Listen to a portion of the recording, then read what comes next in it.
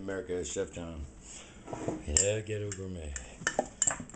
Yeah, I saw Papa Murphy on the way out. He was all twitching and twacking when he wasn't looking too good. So he asked me to finish up real quick for him. He's been under the weather lately. But that old fart keeps going. So I did have 8 ounces, 1 cup. Okay. I've added it to our other products. I kept it real simple. Okay. And so as you can see, I'm just bringing it together until it's a wet, sticky dough. Once the flour is incorporated, I'm pushing it against the sides. Because one way or the other, that's what we want. We want the flour incorporated with the dough. We're making a dough, you know. Okay, this is a very wet dough. I added a little sugar. I didn't have any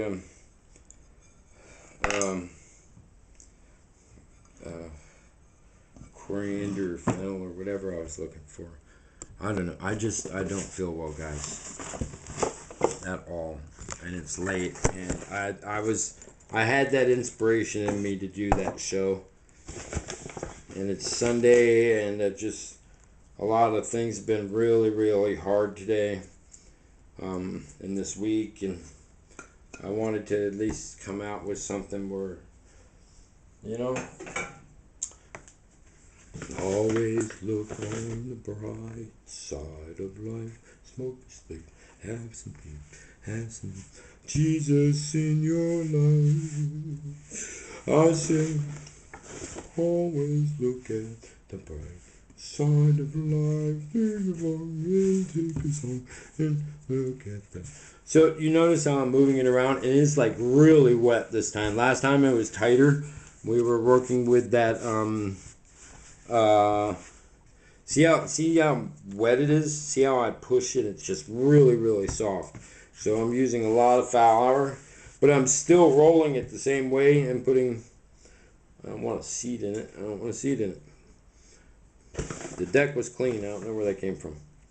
So I say. I still need to build the gluten in this.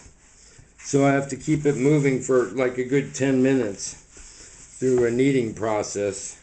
Those of you who have mixers at home can just walk away and come back in 8 minutes and check it. Or you can feel it the whole time like I do.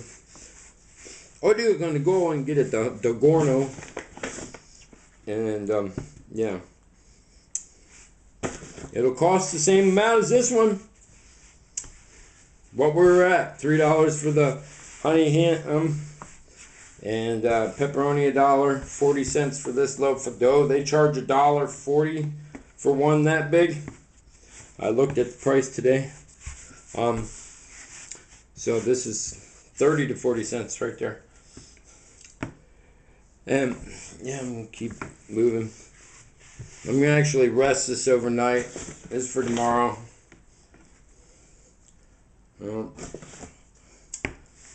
I got a friend of mine. He's bummed right now. I'd be bummed if I was in this situation too. Just something sucks. If you lose your wallet, it sucks. That's all I gotta say. Man, knock on wood.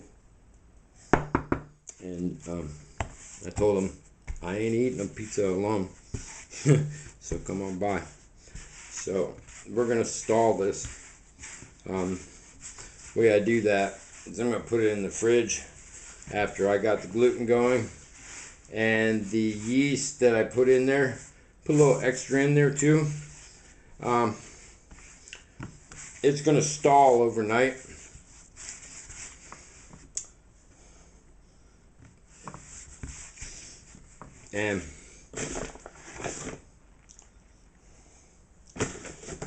And then I will have a working dough tomorrow. I'll pull it back out. I'll allow it to warm back up. The yeast will start eating the flour again. The little gas bubbles from their CO2 will start to create proofing again.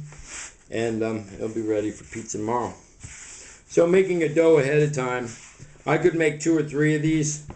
If I wanted pizza twice in a week, I could make 2 baldos, 3 baldos. You know, that's one of the reasons why that, you know, pizza wasn't just, you know, with tomato sauce. It had so many different toppings, and so they're usually smaller pie pieces, individuals. You know, it's something that's made really quick. And traditional cooking is so easy, man. And this is last time it was 1 cup of flour, and I made, it was kind of a flatbread to do the small one. So what I might do with this one is this isn't enough for the big one, so I might go real thick on the small one, or I might cut it in half and have 2 pizzas. You know, do what I want, but cook 2 pizzas side by side. That would be nice. Individual pizzas, and then cut them up smaller pieces. I think that'll be a big winner right there. What do you think? Take that and turn that into 2 dough balls, and then make 2 pizzas about that big with all the toppings and the cheese, and then 2 people get to enjoy really, because when this crust is done, it's so good. I mean, it's not like you want to stop at the crust because it's hard and it's, you know, embossed with grease, which I've just seen some crusts that just like, you know, and every time I eat this stuff, I can't like walk for a day. I got jokes. Hey, look, man, if you make it from home and you're using yeast, it's just going to be better for you.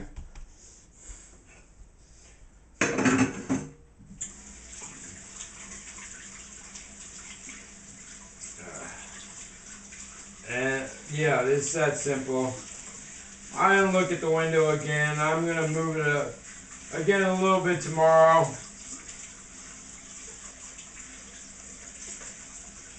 But I don't want to make it as tight this time. I think I've been overworking the gluten a little bit. I'm just seeing, I haven't done this at home before either, so. But if the concept is sound, process sound, and it's baking, well, baking is science. Science is baking. That's the way it is. You know what I mean? You can't change science, man. It's going to do what it's going to do. So bread, whatever you got a recipe down, it's going to work. And I'm just going to take this, put it in a plastic bag, put it in the refrigerator, clean my deck. Tomorrow I'm going to saute up the meat and filling. And then we're going to make our 2 pies. We're going to take this, and I can even split it now into balls. Be kind of smart.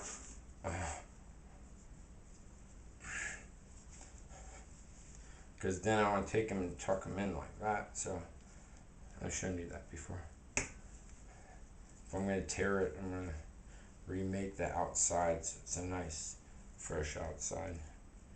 Add a little extra oil to it. So put them far apart, they'll be touching by morning. Because the yeast, even though it's slowed down, all that is at room temperature. So the yeast is going to eat and cook for a while. So even though they're going to go dormant for a little bit, the yeast is going to be able to eat for a little while. So it should work out.